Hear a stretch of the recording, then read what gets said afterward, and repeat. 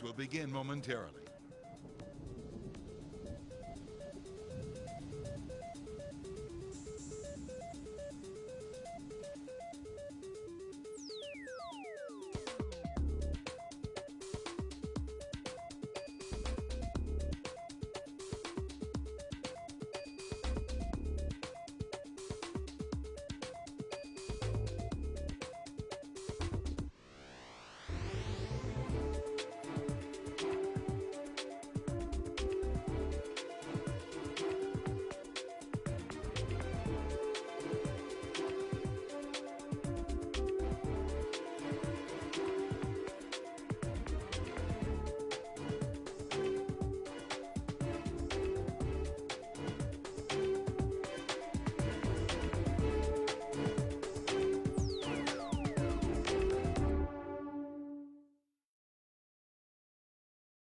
Live from our hurricane headquarters with real-time analysis from some of the nation's top meteorologists, this is Tracking the Tropics.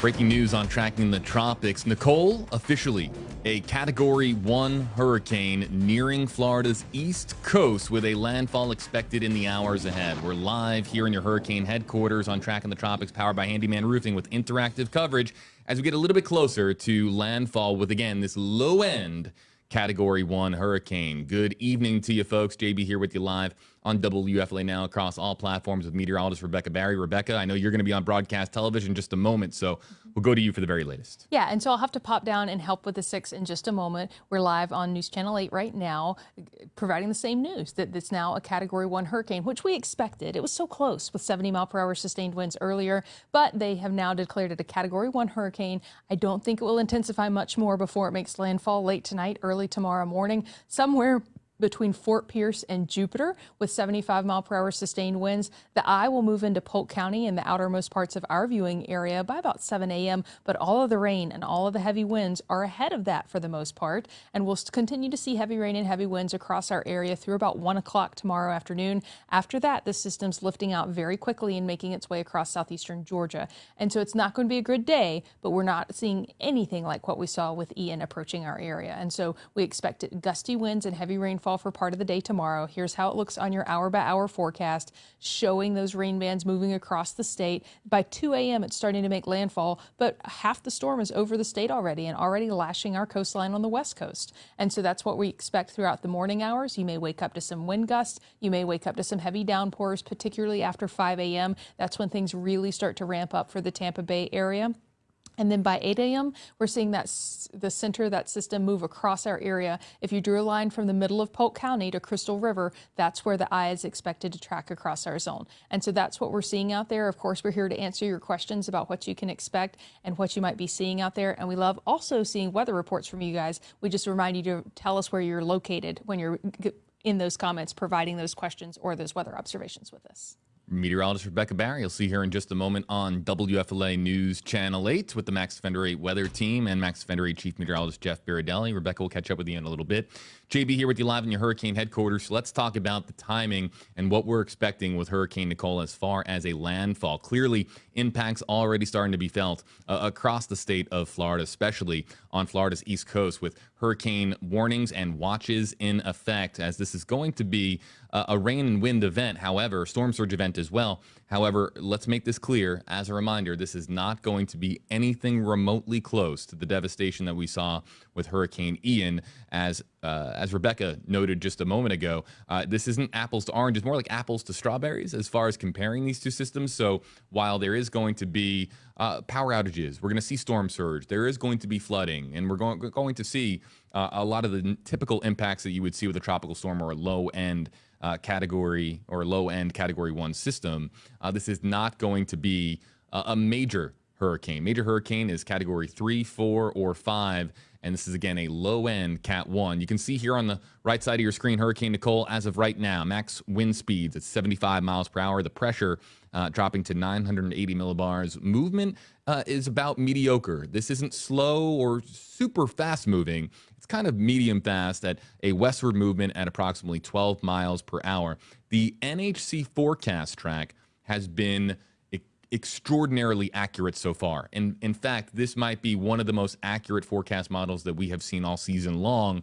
So as the track continues to take shape and narrow, the forecast cone narrowing across the state of Florida, we're getting a very obvious consensus forming as far as where the storm is going to be heading. Fort Pierce and Stuart, Florida, are some of the towns that we've been following, coastal communities, as far as where the storm is going to make impacts. Sometime we anticipate 11 to maybe midnight tonight, or even 1 to 1:30ish in the morning, somewhere in that range, really right around the stroke of midnight. So, of course, we'll be live across all platforms for landfall coverage as Hurricane Nicole gets a little bit closer to Florida's East Coast. As far as the Tampa Bay area, there is not going to be significant impacts, except maybe with the exception of East Polk County, closer to Orlando on the east side of the I-4 corridor. So what we want to do now is ask our commenters on Facebook Live and YouTube Live. Hello to our YouTube Live audience from our hurricane headquarters. We are looking for your real-time weather reports. So what we would like for you to do is comment with hashtag HeyJB or without it. But if it has hashtag HeyJB, I can animate it on screen. Let us know where you're watching from, and then put on your forecaster cap. Give us the best description that you can for a weather report as to what the conditions are like where you're joining us from. So location and weather conditions as to where you're located. And if it has a hashtag, we can animate it on screen. So I'll start looking for them now as, again, Max Defender 8 Chief Meteorologist Jeff Berardelli and Rebecca Barry are going to be joining us in approximately 5 minutes' time. As we wait for some of them to come in, let's go to some of the YouTube Live comments. Danielle wants to know, any chance of the Skyway Bridge closing down? This is a possibility. Of course, that being one of the main and most traveled bridges in the Tampa Bay area. And any time that wind speeds escalate to a certain point, there isn't a certain number that they really go with, but if it gets dangerous enough for drivers to cross over that bridge, yes, there is a chance, of course, for the Sunshine Skyway Bridge to close down. Let's look for some others here in the comment section. Nick Rose is asking about the Artemis launch and, of course, the window that has been pushed back to November 16th. We are paying attention to that as well, and we anticipate an update now that, of course, we have Nicole getting a little bit closer to Florida's Space Coast. Let's go here. Let's look for our weather reports in the comment section.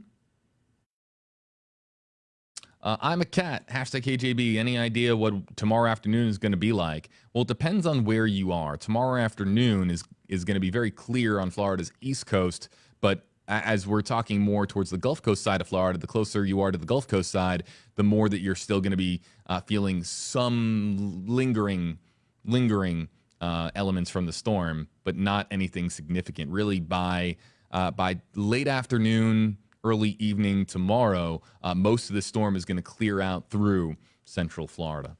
Let's look at a couple other comments. Yolanda Stevens, hashtag KJB. Will the weather in Tampa be severe enough to close the courts? I'm not entirely sure. I think I've already heard of small businesses closing. I've heard of school closures. We have a list of school closures on WFLA.com. Let me also point out, very important, on WFLA.com. And our YouTube Live and Facebook Live audience will likely remember this from Ian. On WFLA.com, we have the real-time wobble tracker, and I'll ask our terrific YouTube Live moderators to put a link. I believe that it's in the pinned comment.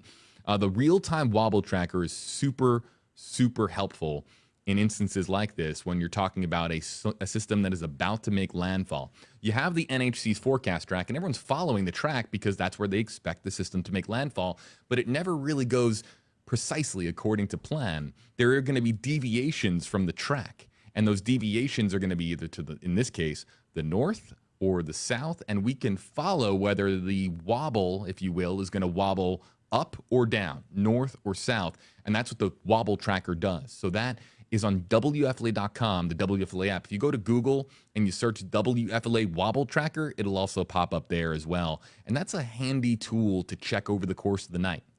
You don't have to just stare at it for hours, but to look at it every now and again and see if the system is wobbling more north or more south, especially if you're on Florida's East Coast, that's extraordinarily helpful. Let's go to some of the weather reports that have come in. Monica's joining us from Orlando in the stream center here. Oh, we had your comment, Monica. Where did it go? Here it is. Hashtag KJB from Orlando. Rain on and off. It's cold. No wind at this time. Okay. So a little bit of those outer rain bands starting to impact Central Florida, particularly in Orlando. Let's go to the Mama Guide, one of our great moderators on YouTube Live. Hashtag KJB Parkland, Florida, west of Boca. We've got canals rising, lots of wind. Deerfield Beach waves are already over the pier. And these are some of the reports that we are hearing as well. Let's go to Macluba H. Hashtag KJB. Here in Coconut Creek, heavy rain on and off, light wind gusts will happen to shift south from now to landfall. If it's within the cone, it's possible. But let me remind our audience that wobbles are going to occur. So a wobble to the south is absolutely possible, and that's why the wobble tracker is so crucially important and a great tool for our weather team here. And we have it again. If you just want to see the wobble tracker, it's on WFLA.com, or you can click on the link in the description on this video. But as far as, again, I want to remind our audience, if you look back to 3 days ago at some of the models, there has been tremendous consensus. This has been one of those systems where forecasters have, up until this point, they have been very accurate. And the science has really pointed us in the right direction, quite literally, with this system. So that is great news for us in the meteorology and news business, because it helps us to inform you. Everyone remembers Ian. And while this is no Ian, I want to make this clear, no Ian, everybody remembers how the system was going to hit Tampa Bay directly, and then the track shifted south. The reason was because we had a wider cone, and the cone started to also nudge to the south as well. So those two factors combined, we went from it being a landfall directly in Tampa Bay and to, places like, St. Pete Beach getting hit directly, all the way down to Fort Myers and Fort Myers Beach getting hit directly. So this is not expected to be that significant of a deviation from the track because of a way higher confidence in the models that we have been seeing here with Hurricane Nicole. Look who's walking back in, meteorologist Hi. Rebecca Barry. Rebecca, if you need some water or if you need a break or anything. I think I'm going to get a little bit of water in about 30 minutes. All right, there you go. So we've got some time here on stream. Welcome back in, everybody. Meteorologist Rebecca Barry live on stream. Any updates, Rebecca, that you can share for our audience as you've been monitoring the progress of Hurricane Nicole? And so it is a hurricane now, which is interesting because we expected this, but it did not make that 4 o'clock update. And so that tells me that either the hurricane hunter's flying through it, some of the sea buoys that it moved over, or some of the buoys over the Bahamas probably picked up on those sustained winds around 75 miles per hour. And that's why we got the upgrade as an intermediate advisory. Let's go to some of the comments in our Facebook Live comment section now. YouTube Live, Facebook Live, use the hashtag Ask a Question, and we can interact with you live here on WFLA Now. Carrie Spera from the WFLA Facebook page, hashtag KJB, will you be doing an all-nighter with us? I'm in Okeechobee, and there is steady light rain and wind right now, live watching you. Well, hi to you, Carrie. And so our coverage plan is we're going to be doing streaming periodically over the course of the night. YouTube Live, we are not going anywhere. This is the YouTube Live destination for, again, interactive coverage of Hurricane Nicole, and we're going to be talking with you. It's not as much us just going through numbers and diving through the analysis, but really just having a real and frank conversation with our audience. Yeah, absolutely. And sometimes I think that's why people come back and watch us, is because we're not going to, we're just going to talk to you and break down the models and have an average, Joe or Jane conversation with you when it comes to these systems as we look here at the latest track. And it is going across Central Florida. It's going across Lakeland, again, 7 a.m. tomorrow. So that goes back to the question really quickly. Will it be an all-nighter? Periodic streaming over the course of the night. And then 5 a.m. tomorrow, we are in coverage for the Tampa Bay area here on Tracking the Tropics. So there's going to be streams over the course of the night. And then tomorrow morning, we really pick things up as well with coverage for Lakeland, for Polk County, for Pasco County, and some of the other areas that are going to be hit by this storm once it moves more inland. Let's go to a comment on YouTube Live. This one comes in from Taekwon. hold on. It glitched out here. Let's go back to it. Gotta be faster around here. Right? Those comments, they come in. Is it safe to travel from Lee County to Duval County tonight? I'm 22. I'm in Lee County visiting. I need to be in Duval by Friday morning. Any advice? Wondering if any roadways will be closed? So I would avoid A1A. I-95 should be fine. If you don't have to be there till Friday, I would wait until later tomorrow afternoon to leave. I would not go tonight because conditions will be deteriorating throughout the night. I think you should wait until the worst of the storm passes, which will be after the midday tomorrow, and then you have plenty of time. You're not going to encounter anything along I-95 that would be impeding your travel that way other than just the normal accidents that we see. Let's go to Jenny on the Facebook Live comment section. Hashtag Hey Rebecca. What's going to happen in Lakeland and when? Yeah, big questions are surrounding Lakeland, and not surprising because Polk County is right in that cone right now. Absolutely. And so in Lakeland, your conditions will deteriorate overnight just like everyone else's, but you are going to see those 30 to 40 mile per hour sustained winds and gusts upwards of 55 miles per hour. And that should start after about 4 a.m. for Lakeland. By 7 a.m., the center of the storm's moving over Polk County, and that's when your winds will most likely be at their worst, leading up to that the center of the storm crossing Lakeland. And so that will be 6, 7, 8, 9 a.m. would be the worst for Lakeland. We've got a comment coming in from, hold on a second, 321, right?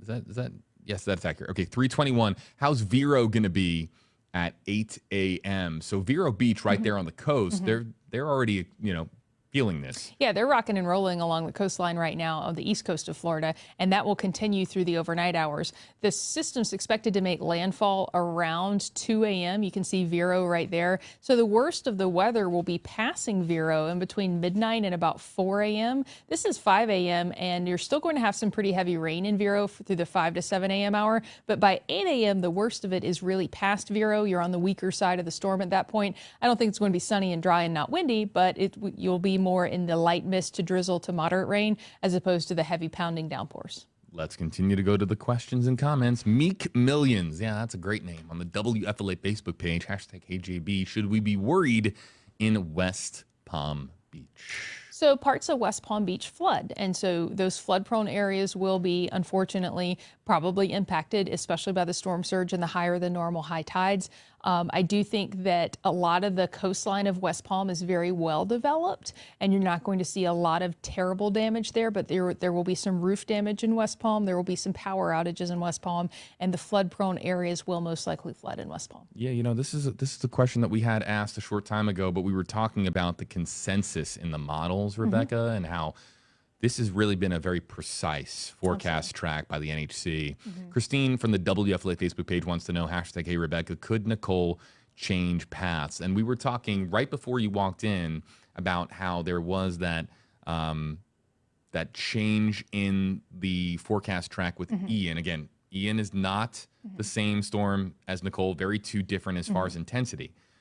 But we had that south budge, significant budge, to Fort Myers Beach with Ian.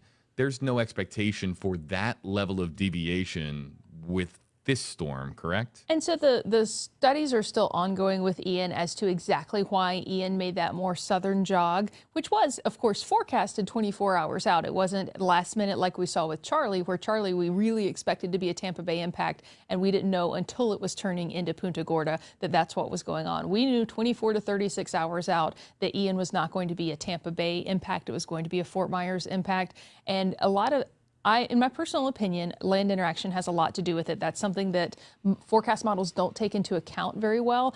When the rain bands and the outer bands, and especially those middle bands, not necessarily the outermost bands, start to interact with land, they experience friction, and that slows them down. And so when a storm approaches the west coast of Florida, like Ian did and like Charlie did, and from that direction, that right quadrant of the storm starts to slow down, and I think it helps it turn in. We saw that with Charlie, we saw it a little bit with Ian, but it's not the case with the East Coast. What we saw with Matthew when it approached the West Palm area is that because of the shape of the coastline and the direction that storms spin on the East Coast, it actually pushes it off. It wobbles it away from the coastline instead of digging it in. Like when the stronger side of the storm approaches the East Coast of Florida, it digs in and makes that turn. The West Coast of Florida, when it approaches the East Coast, a lot of time it wobbles further offshore. We saw it with both Dorian and with Matthew on the East Coast, kind of wobbling further away from the coastline after interacting with it a bit. You use that word, wobble. Yeah. Can we bring up the wobble tracker and Absolutely. show any updates on the wobble tracker?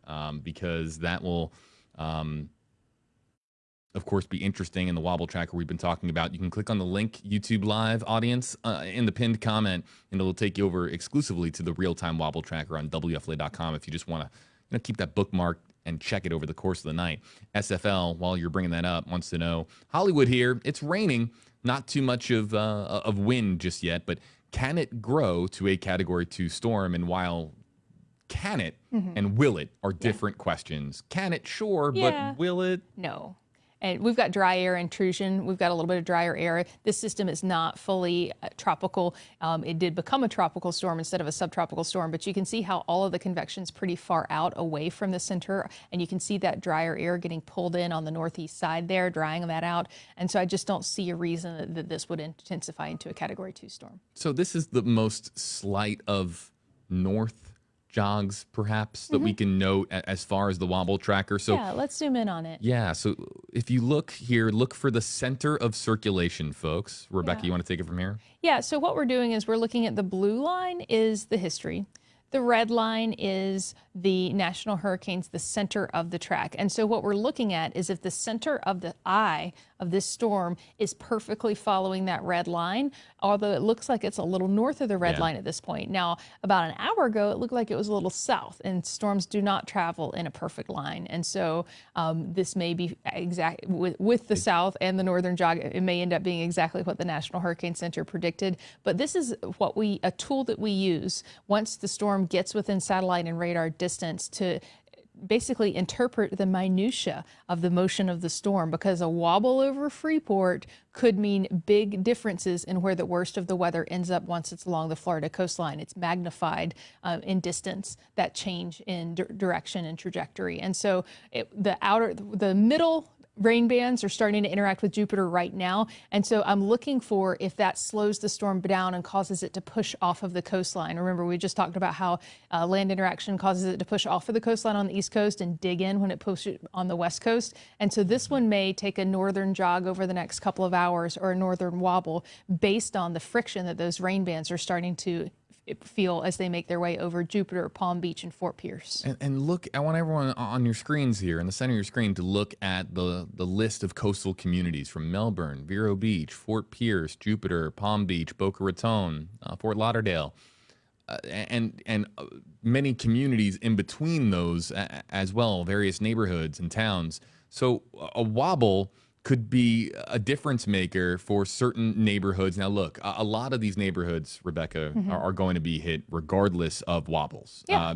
But wobbling is going to dictate exactly what is going to happen more like hour by hour, and more, town by town when it comes to the actual landfall itself. Yes, and so I think everyone that we're looking at is going to experience a tropical storm. The wind field for hurricane force winds with this system is very small. And so the wobble basically is helping us try to determine, is it Jupiter that gets the hurricane force winds, or is it Fort Pierce, or is it Palm Beach? And that, because it's such a small area of winds that are actually hurricane strength, most of them are tropical storm force strengths. Not saying that you can't get significant damage from tropical storms. When you look at the breakdown of the wind field for Matthew, we didn't see any hurricane force winds on land with Matthew because of the wobble. And so all of the damage that we saw from Hurricane Matthew was actually from tropical storm force winds. And so people try to brush things off as just a tropical storm, and I try to remind them that they can still be quite damaging, particularly for coastal communities. And power outages are the most widespread impact that we see from a lot of the tropical storm force winds. Let's get to another weather report.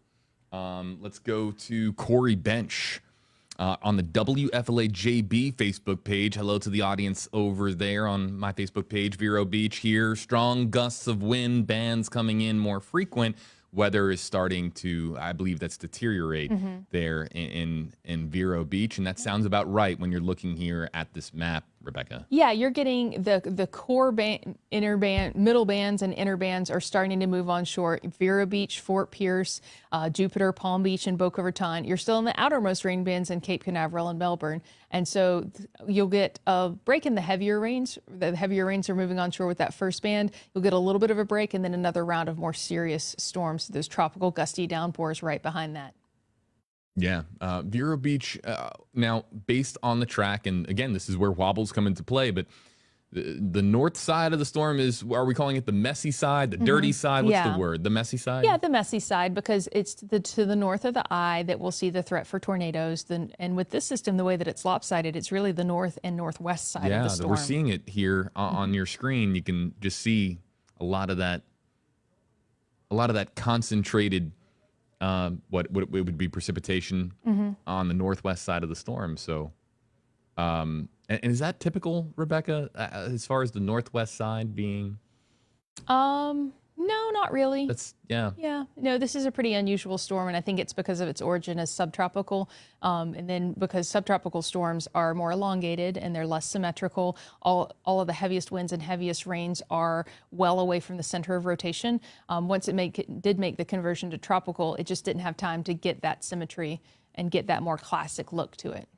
Yeah, very interesting. So we talk all the time on Tracking the Tropics. We're live every Wednesday at 2 o'clock, 1 o'clock Central. And when we're talking about storms, we're so often talking about the southeast quadrant. And this is more of a, if you're looking at a clock, this is more like 11 o'clock at night, maybe 10 to 11 o'clock at night on the clock as far as the worst sections of this storm. And tornadic activity is a certainty. It's not a certainty. We're not seeing a lot. Not much has moved onshore that could create a tornado at this point, and a lot of the friction of land with these rain bands has to do with its tornadic potential, so we can't really look out into the outermost rain bands and see which rain bands over the ocean might be tornadic once they do start to move onshore, because that change in speed because of the friction with land is really what helps that rotation. And so that won't be something that we're really able to determine until those rain bands start to make their way onshore. Lori Miller, as we welcome back in Max Defender Chief Meteorologist Jeff Baradelli into the Stream Center. Lori wants to know, #KJB, is Jacksonville in the clear? And no, Jacksonville is not in the clear at this time, correct? That's correct, yeah. And Rebecca is the expert on Jacksonville because she worked in Jacksonville for a very long time, and she's from Jacksonville. Yeah, absolutely. And so Jacksonville is going to experience a really messy Thursday. Your flooding in the St. Johns River areas will be significant just due to the onshore winds that you've had leading up to this. I think you're going to get a lot of power outages, particularly in the neighborhoods like Mandarin, like Arlington, like Ponte Vedra, where you have those beautiful old trees that sometimes get compromised by the wind gusts. I think you're going to see wind speeds a little bit lighter than what you saw with Matthew, but a little bit stronger than what you saw with Ian. Let's go back to Facebook Live, and Donna Chisser wants to know on the WFLA Facebook page, #HeyRebecca, how about Orlando? She's got a daughter there for a conference right now. Oh, Orlando is probably going to have some pretty messy moments. I'm worried about the potential for tornadoes in Orlando. I'm worried about the traffic that's normally in Orlando, along with those gusty winds. Let's go to Annie. And I'll bring you guys both up on screen. And guys, we're looking for #HeyJeff and Rebecca. Annie wants to know on the WFLA Facebook page, is there any chance the storm will break apart once it hits land, or is it moving too quickly? This is a good question. Okay, yeah, I'll take this one. So this is a great question. It is going to weaken when it hits land, but it's moving too fast for it to break apart before it gets to the Tampa Bay area. So it's going to maintain its core and its intensity to some degree. It's going to weaken, obviously. When it comes onshore, wind 75. When it gets to Polk County, 65. When it gets to the Nature Coast, probably about 50 to 55 mile-an-hour winds. And we probably won't see too many gusts past that. It's about what we'll see. Let's go back to YouTube Live, and let's go to Sting Sunrays. Tornadoes, what worries me the most with this one? #HeyJB. Do we agree with... Yes, we always see some tornadoes with landfalling tropical systems. By the way, I should mention that we had to give Rebecca a break because she's been talking straight for like 2 hours. Yeah. And she has some other stuff that she's got to do too. So I'm going to be with you for about the next 15 minutes or so, and then I got to run downstairs. We're going to get the new track from the National Hurricane Center, and so it's going to be a long night, that's for sure. But so. Yes, there are going to be some. I don't think there are going to be a tremendous amount. I don't. I don't know why I have that feeling. And by the way, depending upon where you live, if you're north of the storm, you have a better chance of seeing tornadoes. The track is going to take it from places like Fort Pierce and then westward towards probably just north of Lakeland, maybe Polk City. So anywhere in that line, I-4 north and east, you'll have the best chance of tornadoes. South of that, there's going to be less of a chance. Not a zero chance. There'll still be some chance, but it diminishes significantly on the south side of the storm. So And those tornadoes are not going to necessarily be confined to the core. They actually are more likely to be on the outer bands, which means there may be a better chance of seeing them, north into Daytona Beach, let's say, or, Ocala. Right. But as far north as Jacksonville, JB Sure, wants there's to a know. possibility of that. Yep. Yeah. I mean, Yeah. so as the I more. wouldn't say there's not going to be a lot. There's not going to be a lot. I don't think they're going to be, we're going to see catastrophic damage from tornadoes, but there will likely be some. Let's go to one of the next questions that we've got in our comment section. We're not just talking about Florida. We're talking about other states here, too. We got a lot of folks joining us from various states. Pamela wants to know, hashtag JB, any chance this will hit Alabama, the Alabama Gulf Coast? Alabama's not going to get much. They got a little bit of rain, especially along the border of Alabama and Georgia, and some wind gusts of probably 35 miles an hour. But that's about it. Alabama's going to escape the worst of this. I want to give you an opportunity as we get some more comments in the queue, Jeff. I'm going to look for a few more from our team because they're coming in across a lot of different platforms right now, and I want to get in as many as possible. I'm going to give you an opportunity. Again, the wobble tracker is on WFLA.com. Yep. And when we're going to be going to it in spots here and there over the course of the night. But if people just want to monitor the wobble tracker, it's there live for our audience. And that's really a handy bookmark because it'll show, and maybe you can explain, I'll put you up on screen. You can explain how that will indicate whether or not there's deviations from the track. Right. If you remember, if you were watching during Ian, we could see it wobbled a lot up until it made landfall. We don't see that with this system. And let me tell you why we don't see it too much yet with this system. The reason why the cores of these storms often wobble is because you get a big blow up of huge convection on one side, and that kind of pulls the system this way. And then you get and then that rotates around, the thunderstorms, the convection rotates around the other side, and that weight, essentially, that mass pulls it the other way. And it just kind of keeps doing this. Sometimes a wobble can turn into a deviation. That's what this helps us do. Notice, you see the blue line? In fact, let me grab this. Pardon me moving out of the picture for 1 second, because I'm going to zoom in a little bit just to kind of give you a clearer view. So the past track of this storm is in the blue. And then the forward track of this storm is in the red. You can barely see it on the left side of your screen there. If this storm, you can see also the eye wall, by the way, and you'll be able to see this eye wall better once it gets closer to the U.S. Right now, notice how the eye wall is not incredibly clear, and that's because we're using U.S. radars to shoot across the Bahamas, and so there's something called attenuation happening where the signal kind of gets somewhat muted, and it really can't see the eastern part of the eye wall. But anyway, the point of this is we'll be able to look at the eye wall and say, okay, it's on track. Look where the icon is. It's right in the center of that. Oh, wait a second. Now the center, of the storm is deviated south or north of the track, and this could be taking a track further north, and therefore Vero Beach, Sebastian, you're going to get hit directly, or same thing with Cape Canaveral, so on and so forth. If it were to deviate south closer to Jupiter or West Palm Beach, and eventually, by the way, this also applies through places like Polk County and the Nature Coast tomorrow as it moves through. Let's go to this comment. Nancy wants to know about Marion County.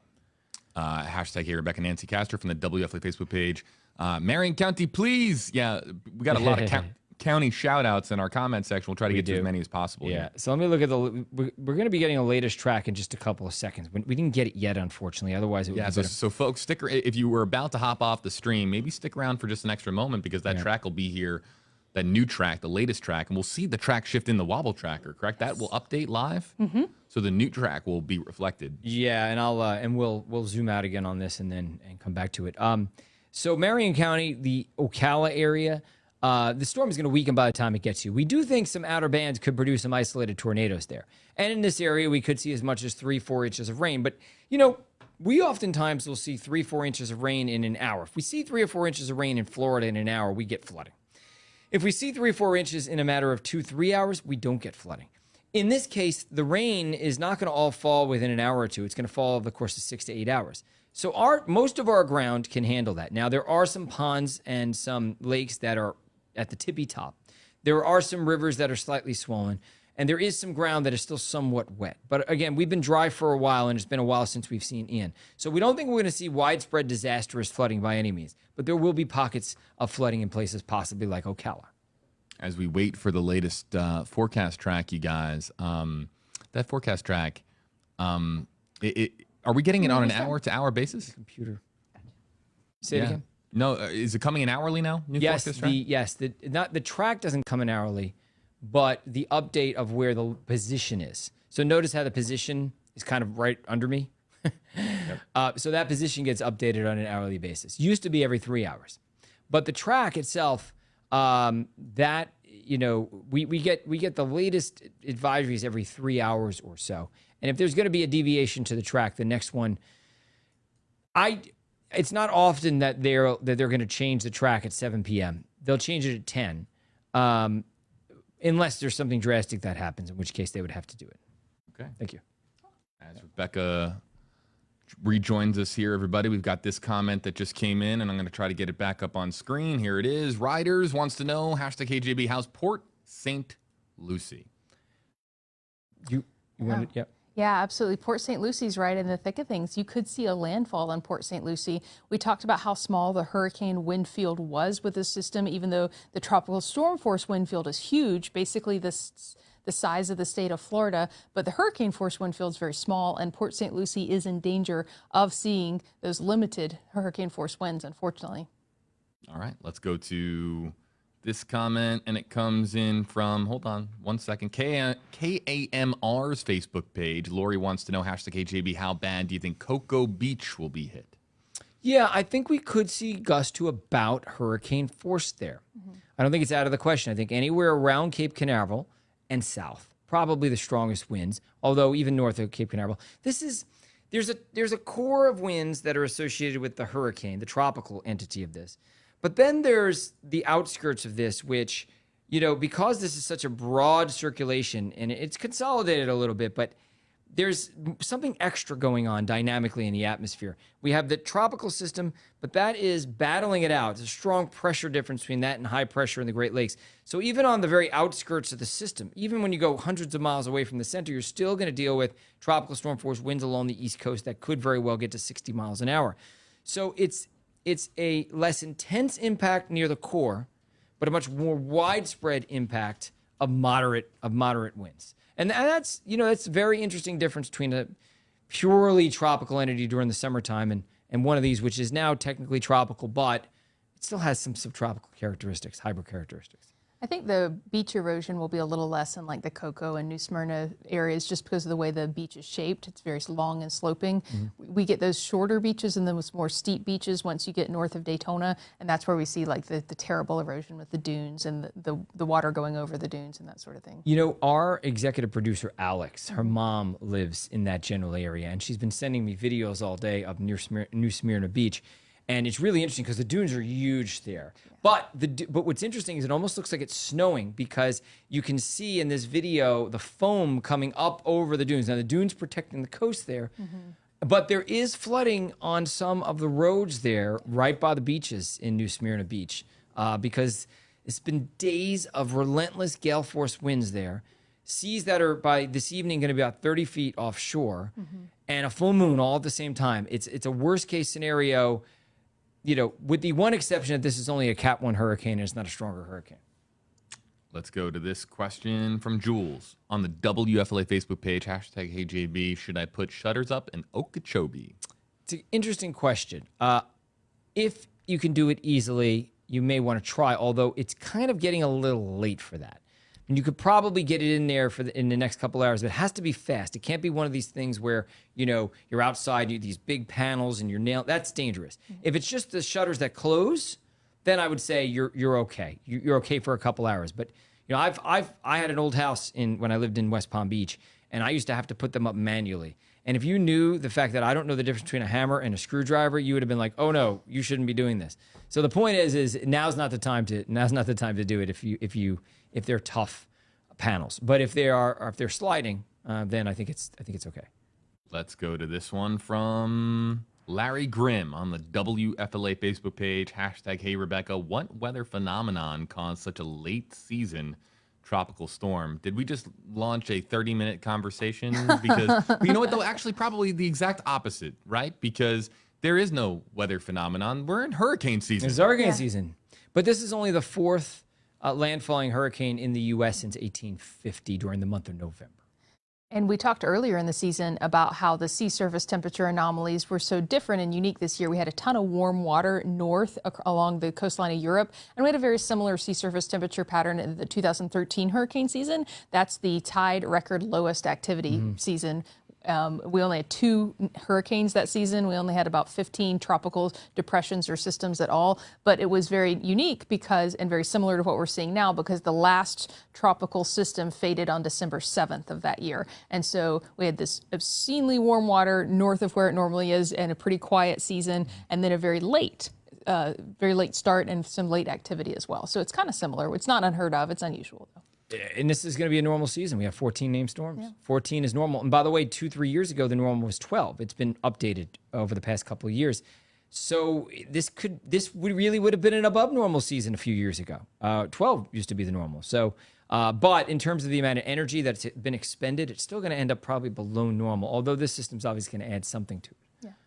Folks, let's explain where our coverage is going to go from here, because there is a lot of coverage ahead. I want to explain how this works, because interactive live streaming, of course, TV is very simple in that, all right, you go on broadcast and you have your half hour and there's commercial breaks and all that. We don't take commercial breaks here on Tracking the Tropics. It's interactive live streaming. We're talking with our audience and we go on and we go off, and we do it as needed with our staff. So here's how things are going to work from this point forward.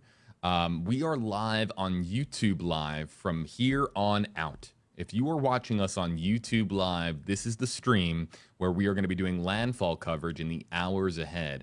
Social media platforms, they work differently. So YouTube Live, this is the URL, this is the live player, this is where you can find our coverage. Facebook Live, we stream intermittently. And what that means is that, of course, we're going to be launching Facebook streams over the course of the night, because Facebook and YouTube will operate differently when it comes to live streaming. So we'll be interacting with you across multiple platforms, just in different ways.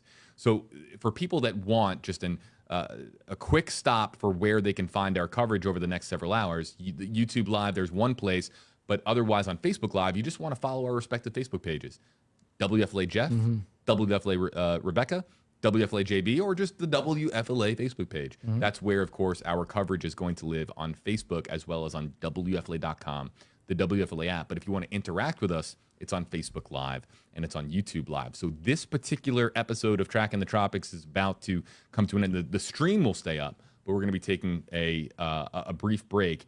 Jeff, I know that you're going to be doing a stream here shortly. What is your plan for tonight? My plan is, once I'm done with we have a 7 o'clock show. Once I'm done with that, I'm going to come back upstairs and I'm going to restart a stream, and we're going to be, answering people's questions.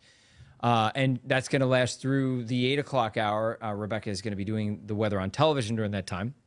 And then Rebecca and I will kind of go back and forth between 9 o'clock and 11 o'clock. At 11 o'clock, both Rebecca and I will be doing the show downstairs, but we will still try to be here and available at 11. And then we're going to take that stream straight through to landfall tonight. Yeah. And then probably take a little, I know you probably don't want them as much detail, but take a little bit of a break in the middle of the night. And then restart it really early tomorrow morning. The whole team's going to be here. Eric's going to be here. Rebecca will be here later in the morning. Lee and Amanda will be here in the morning. I will get here very early also. And so we'll have you covered.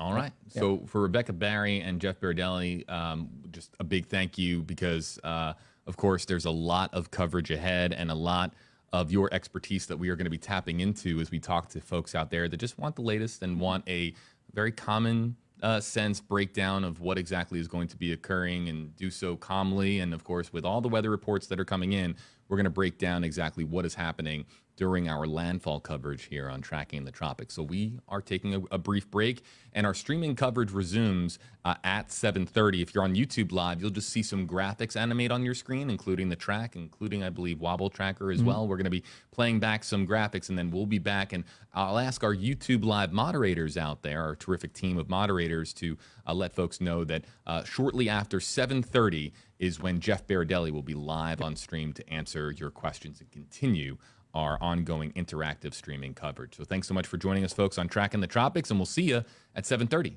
with Max Defender 8 Chief Meteorologist Jeff Berardelli. See you soon.